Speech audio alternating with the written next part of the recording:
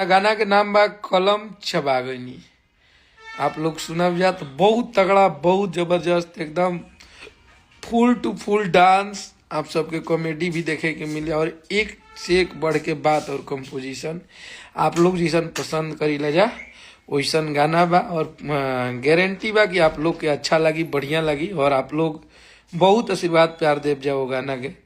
और हमनी के मेहनत जारी रही आप लोग के बीच में। और ये 24 तारीख के गाना सुबह सुबह आप सबके कितना बजे छुट्टी है पी? हाँ 6:15 में गाना के अपनी के रिलीज कर देव जा। आप सब सुनब जा। एमे पूरा ऑल ओवर टीम के हमरा तरफ से स्टार्टिंग में ही कॉन्ग्रेचुलेसन बा, बधाई बा। भैया के संगे डिम्पल जी बानी, शिल्पी जी ने गाया है और इस गाने का अरेंजर मेरा छोटा भाई आशीष है। आर्या भैया का म्यूजिक है, कंपोजर है हमारे आदर्श जी और वीडियो डायरेक्टर हमारे लकी विश्वकर्मा जी की। तो पूरी